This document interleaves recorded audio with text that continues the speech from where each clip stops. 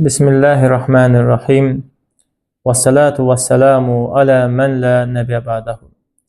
Əziz həmvətənlərim, bilirsiniz ki, müsəlman ölkələri zaman-zaman terrora məruz qalmışlar.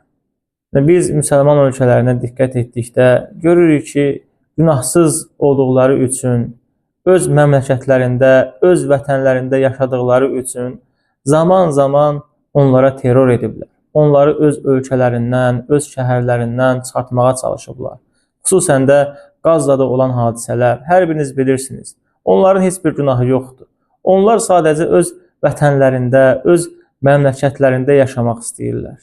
Və bu yaşamağı onlara, belə deyək, çox görənlər var. Və orada qətliam edirlər. Və qoca insanları öldürürlər, uşaqları öldürürlər, qadınları öldürürlər. Yəni, insanlara qarşı haqsızlıq edirlər. Halbuki Allah Azza və Cəllə Quran-ı Kərimdə belə cinayəti qadağan etmişdir. Allah Azza və Cəllə Quran-ı Kərimdə buyurur ki, kim yer üzərində bir nəfəri öldürməyən və yaxud yer üzərində fəsad etməyən bir şəxsi öldürərsə, sanki bütün insanlığı öldürmüş kimidir. Allah Azza və Cəllə günahsız bir şəxsin ölümünü qadağan edir və bunun böyük cinayət olduğunu bildirir. Və bildirir ki, əgər kim bir günahsız insanı öldürərsə, sanki bütün insanlığı öldürmüş kimidir. Amma bugünkü gündə hər kəsin gözünün qabağında Qazada yaşayan insanları amansızcasına öldürürlər. Amansızcasına onları qətl edirlər. Və bütün dünyada bunu görür və susur və heç etiraz da etmir. Yəni, həqiqətən belə olmaz. Bu vəhşilikdir, bu vandalizmdir. Yəni, insan belə şeylər etməz. Yəni, insan rəhmli olar, mərhəmətli olar. İnsan insana rəhm eləyər. İnsan heyvana rəhm eləyirsə, insan insana rəhm etməsi daha birincidir, daha öndədir. Amma bəzi insanlar sanki qəlbləri qurd qəlbi kimidir. Rəhm yoxdur. Uşaqları öldürürlər. Günahsız insanları öldürürlər. Əli yalın insanları öldürürlər. Və bu vəhşilikdir. Ona görə də Allah Azza və Cəllə Quran-ı Kərimdə belə cinayətləri qadağan etmişdir.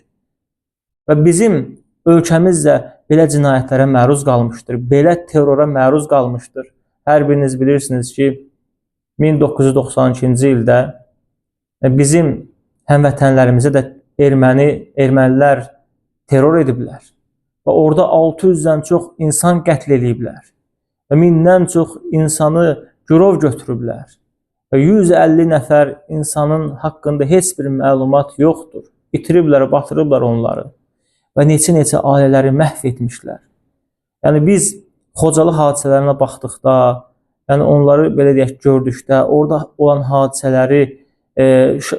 hadisələrə şahid olduqda, görürük ki, həqiqətən də bizim düşmən nə qədər mənfur bir düşmən olub, azğın bir düşmən olub. Nə üçün qonşunda yaşayan insanları öldürürsən? Axı biz qonşu ölkəyi. Səbəb nədir buna? Səbəb buna bizim müsəlman olmağımızdır, bizim türk olmağımızdır. Bizi öz himayədarları ilə birlikdə bizim həmvətənləri qətlə yetiriblər. Qətildən də ötə bizim analarımıza, bacılarımıza təcavüz ediblər. Və o zaman 1992-ci ildə Xocalıda yaşayan bəzi insanlar şahid olduğu bəzi məqamları danışırlar. Həqiqətən də insanın, belə deyək, tükü biz olur. Yəni, insan bilmir ki, bu hərəkətləri insan edə bilərmi? Biri söyləyir ki, bizim deyir, qadınları, yəni gəlinləri və qızları ermənilər girov götürmüşdülər və onlara cinsi zorakılıq edirdilər. Yəni, üzr istəyirəm, hətta o qədər deyir, cinsi zorakılıq edirmişlər ki, bir qadınla 30, 40, 50 kişi cinsi zorakılıq edilmiş. Yəni, bu həqiqətən də vəhşilikdir. Və cinsi zorakılıq etdikdən sonra onları öldürürmüşlər. Və onların bətinlərin yarıb, o bətinlərə heyvanları yerləşdirilmişlər. Yəni, bir qadın söyləyir, bir dəfə deyir, bizim bir gəlinin cəsədi biz tərəfə göndərildi. Yəni, ermənilər tərəfindən biz tərəfə göndərildi. Və biz onu meçidə aparıb ona qusul vermək istədik. Gördük ki, qarnında yarıq var və qarnı tərpənir, yəni bətni tərpənir.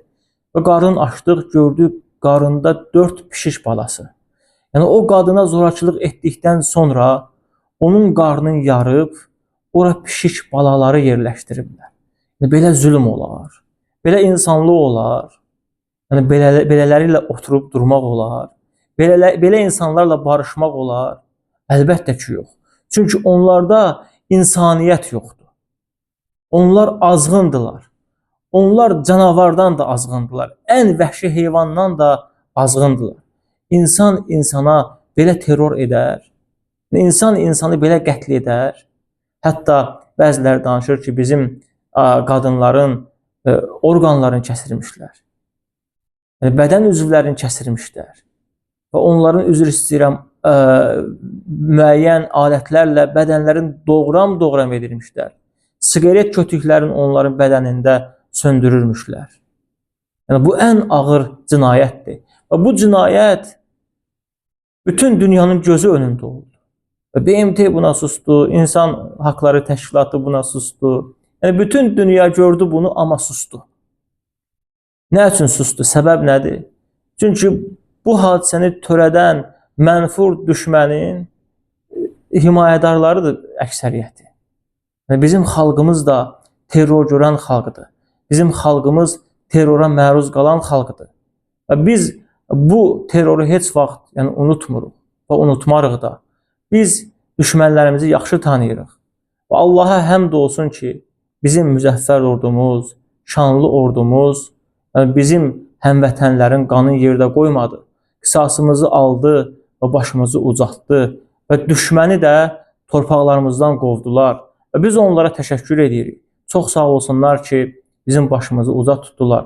Və orada dünyasını dəyişən bütün müsəlman şəhidlərə Allahdan rəhmət diləyirəm ki, onlar öz qanları bahasına, canları bahasına bizim namusumuzu təmizlədilər, bizi şərəfləndirdilər, bizim başımızı yuxarı qaldırdılar. Onlara Allahdan rəhmət diləyirik.